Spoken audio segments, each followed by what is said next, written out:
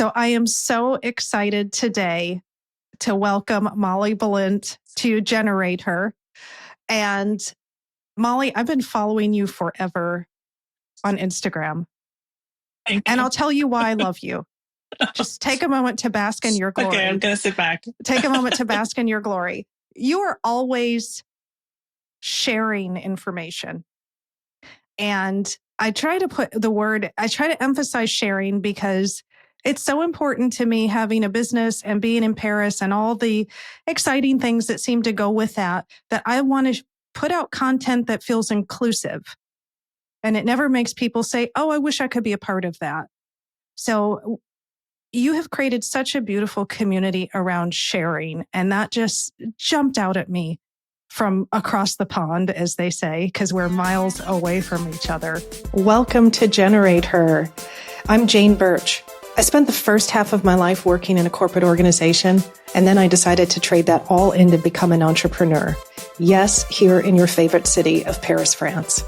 And today, I hope I'm a guide on your journey to personal reinvention and transformation. So I'm so excited to welcome you. I want to hear all about you. I want to share you with my community. And speaking of across the water, where are you joining me from? Yes, I live in Maryland, so I'm on the East Coast and I live on a farm. I do. I live on our family farm and it's about 300 acres. And my grandfather is 97 and he is next door in a little cottage and we're here in the main house. And I mean, we live on a farm, but to my city friends, I'm a farmer. To my farmers, I'm not a farmer, but I do have a little flock of sheep. Um, so it's just beautiful here. It's such a blessing to live here. And I have 4 girls. My husband and I have 4 girls. So it's just been such a wonderful place to have family and friends and children and all the things. So that is beautiful. That is so beautiful. And something you said resonated me because I talk about this a lot. It's, I've lived in Europe for quite a while and I've lived in France for 20 of those years. I hate to add them up because then I start to feel a little old. But my American friends say that I'm not American. I'm very French or I'm very European, which whatever that means. And my French friends would never in a million years tell you, it's funny how you can kind of sit in between two places, which means that you belong everywhere. Yeah. Yeah. And, I think that's a rich place to be. So again, one of the reasons I wanted to have you is I'm a business person and I'm always looking for smart content that is accessible and challenging and thoughtful and inclusive. And I found that with you. And I'd love to hear about this community you've created and your soft business movement. Yes. I'm kind of like you. I hate to say how long, but I have been in the online space for 21 years. Starting way back when blogging was just becoming a thing and we were all commenting on each other's blogs and you wouldn't miss a post. I mean, it was just kind of magical time on the internet.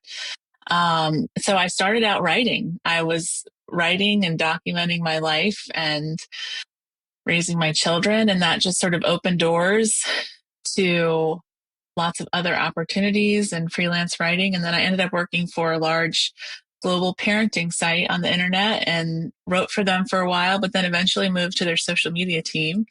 And that was wonderful for a season. It enabled me to be home with my kids, and I homeschooled my girls for the beginning of their education, and we lived on a farm. I mean, it was just wonderful. But really, my heart has always been with small business. I've always felt like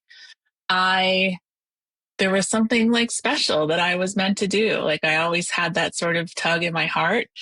And I started really my own business about 7 years ago, but the soft business movement started about 2.5 years ago. And it honestly came from all of those places. Like I feel like I was feeling like I was living the dream. I had this sort of corporate-y social media job that I was doing. I was home with my children. I was homeschooling my kids. I um, was building my own business on the side. And I think in my head, I felt like this is it, like this is the dream. But in reality, it was not the dream at all. And I was doing none of those roles well.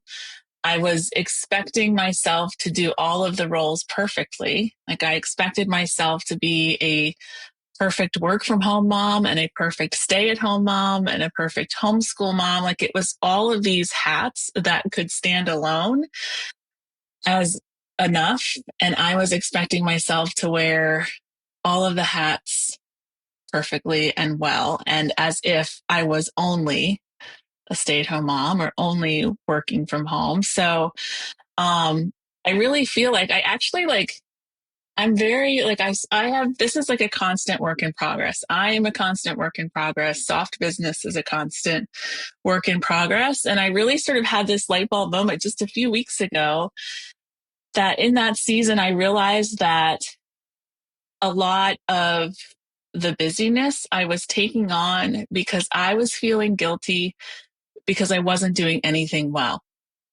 in my mind. And so I would say yes to things to make up for, for the things that I wasn't doing well. Um, so the soft business movement really came from two places. I think it came from that place of just realizing this is not it. And this is not the thing. This is not how it's supposed to be. This is not sustainable.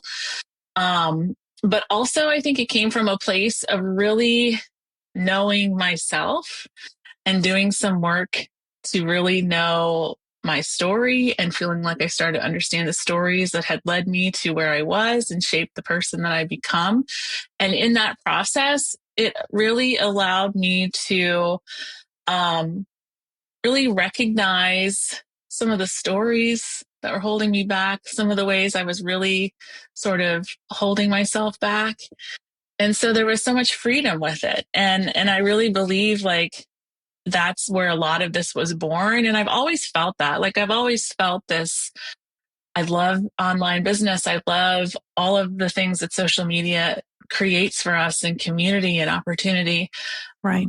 But I could also trade it all in and Right. take my phone Oh and I'd God, be tell me about happy, it. Yes. Yeah. Yeah. So it's like a a double-sided sword. So I really think like a lot of the soft business movement and the idea behind it is it's not necessarily like a lot of people think, oh, it's just doing less or taking things off your plate or not overcommitting, not burning out.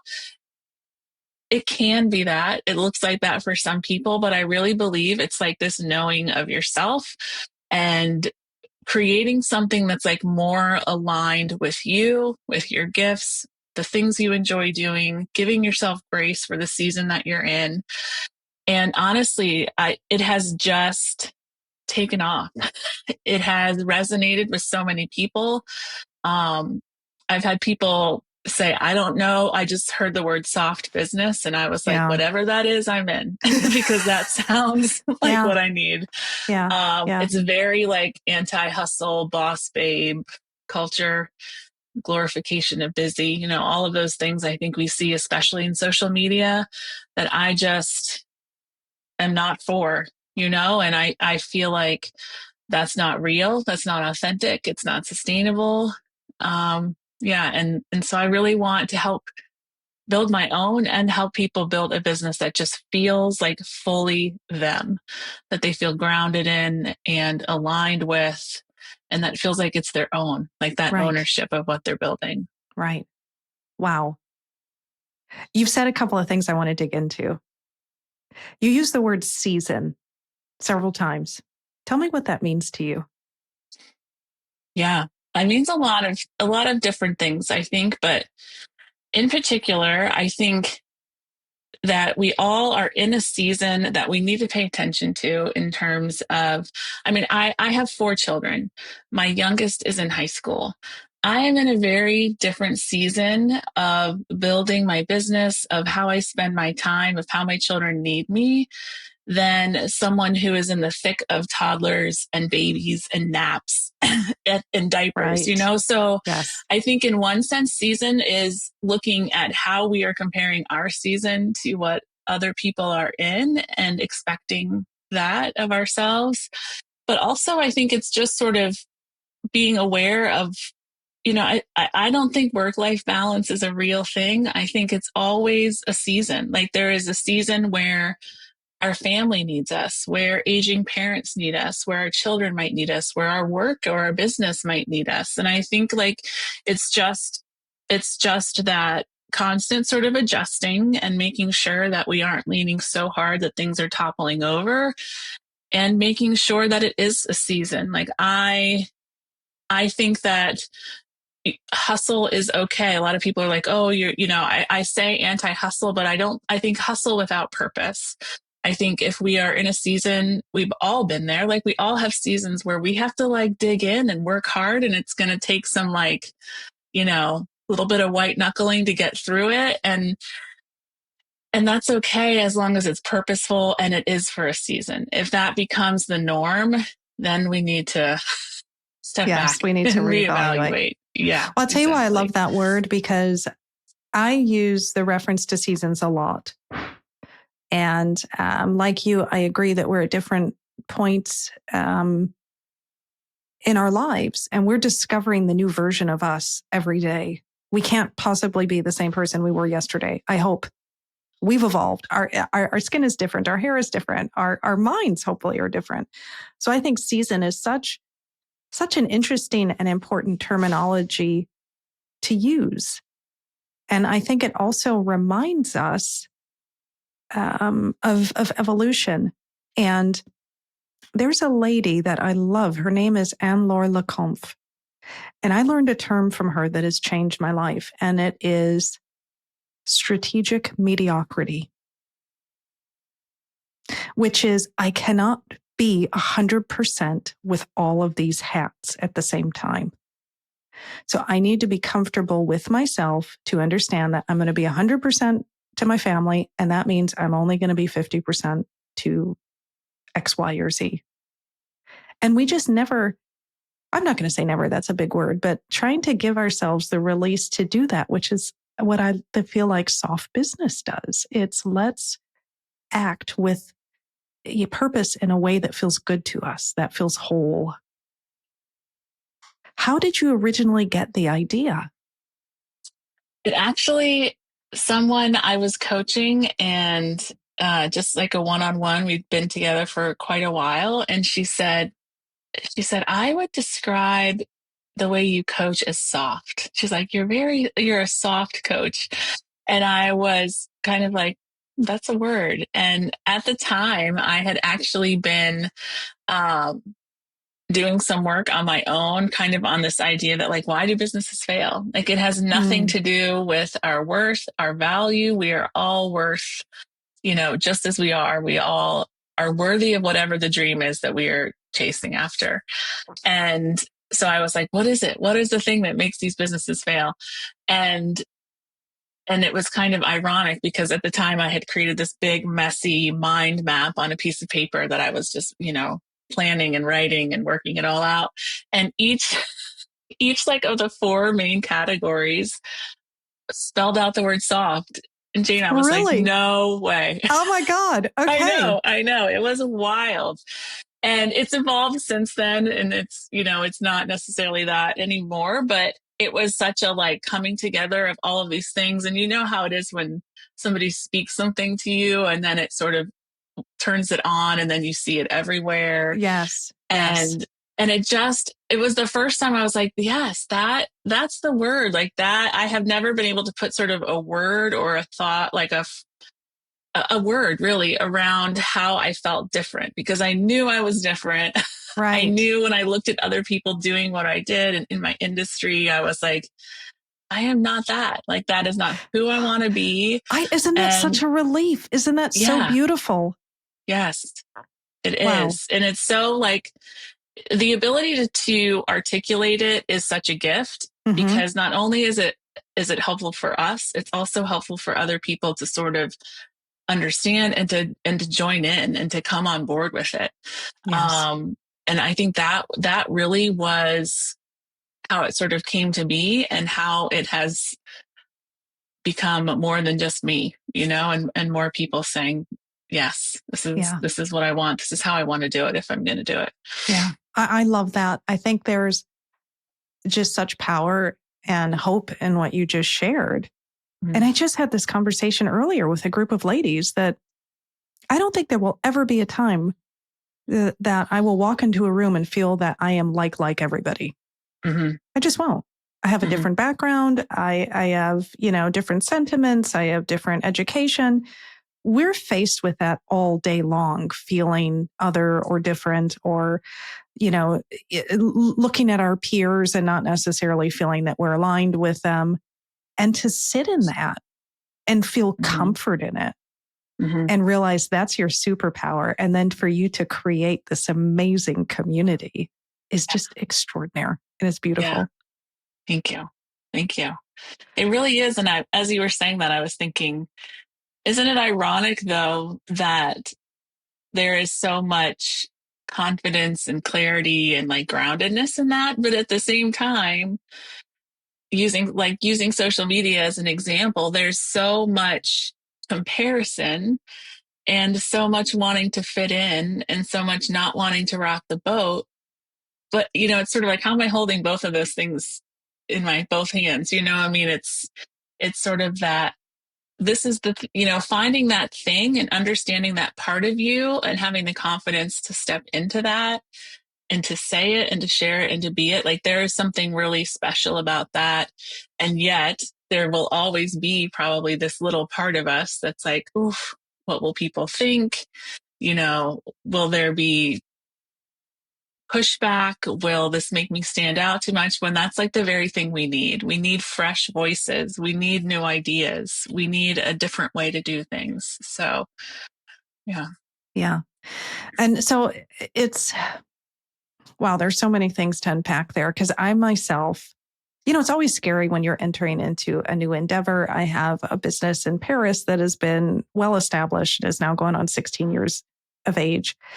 And um, I'm now working on a new business, which is focused on women and empowerment, which is, something that I've keep coming back to. And now I feel like is the time to do it. And so in this stage, and I don't know if you felt this, where you're ready to create and build. So in trying to create this new version of me, which is unknown, now I'm faced with trying to seek examples elsewhere. Right.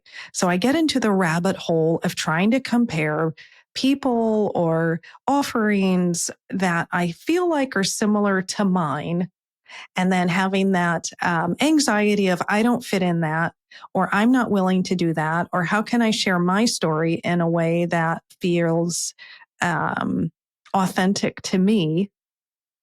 And that's such a scary point to be in.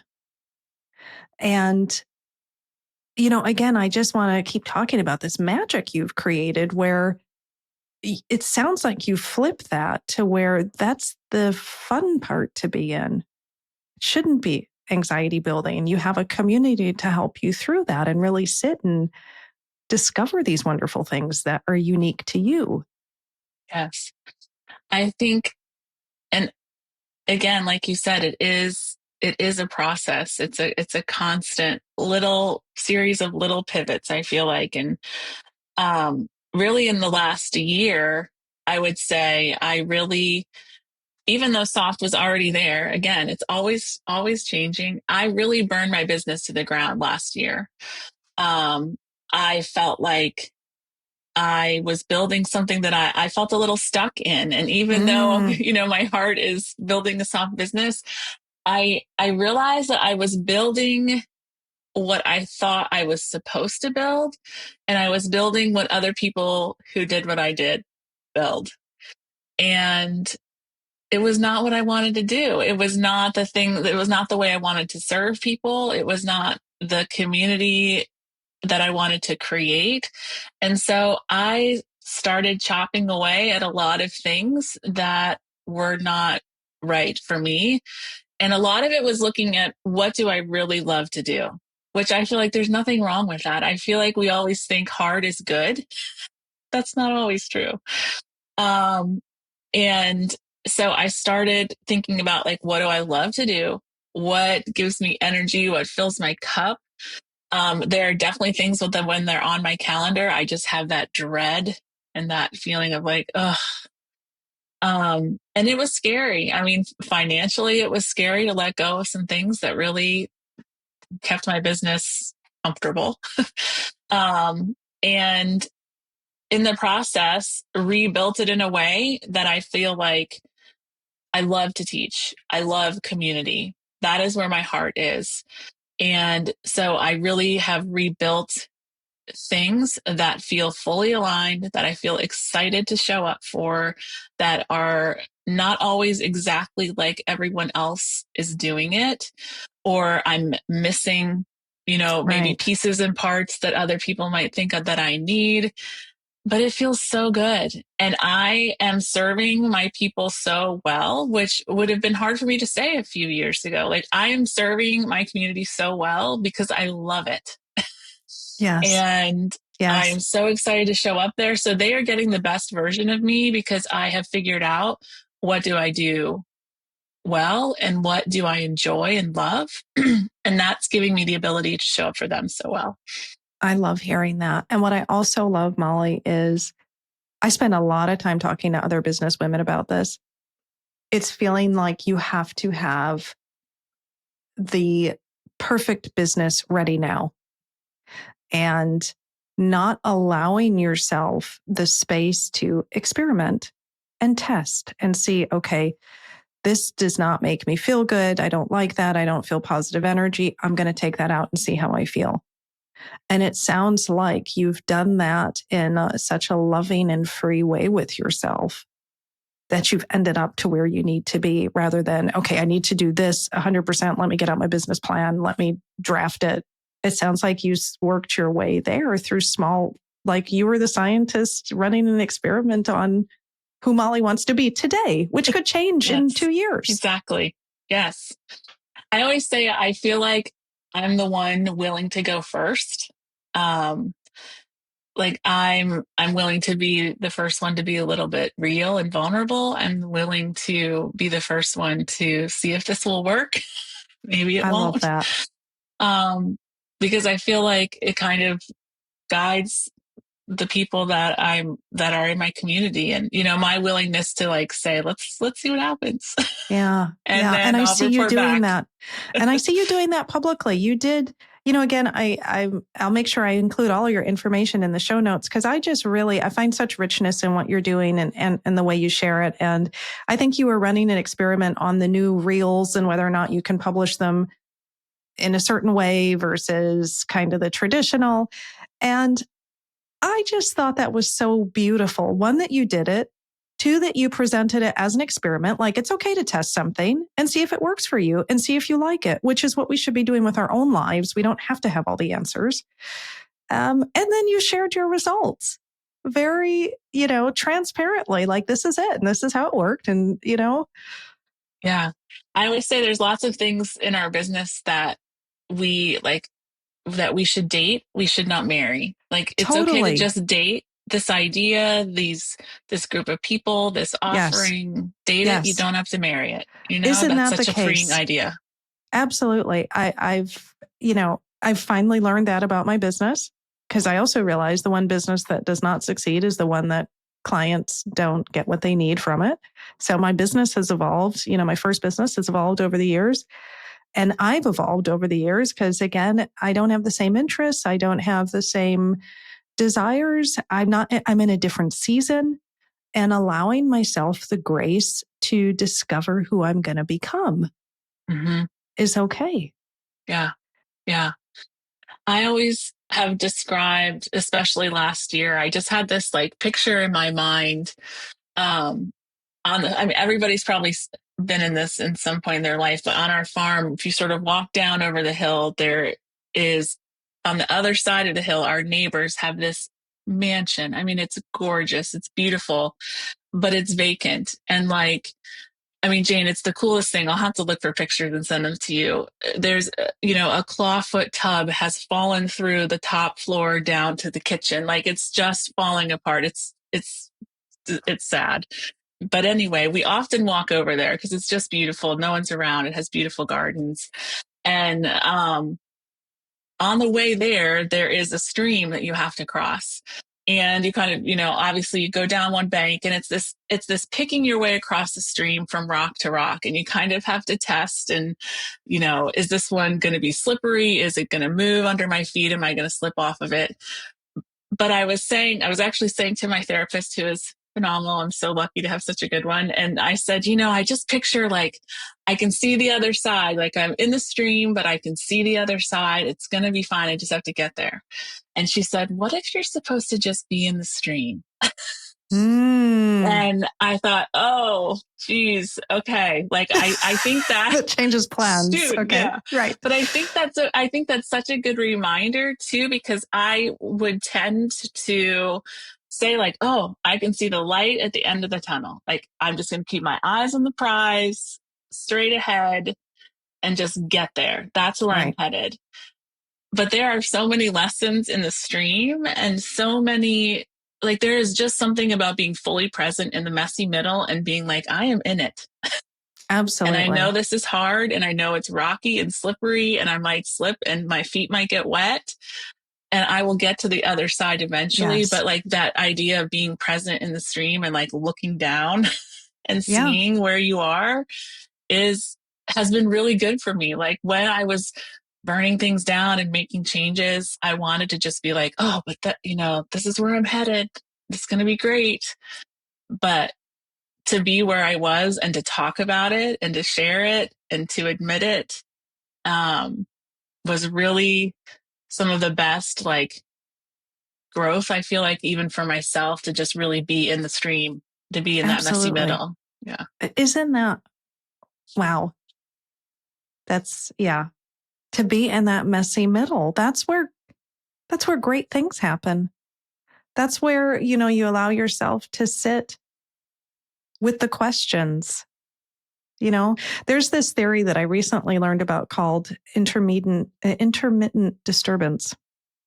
And it's a scientific theory. And the reason that it came up was the study of coral.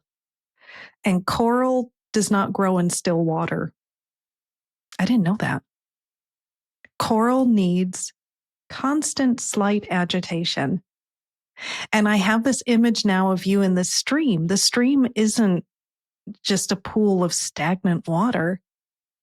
It's a path, it's moving water, it's you just being fully in this little bit of agitation. That messy part is when you start to grow.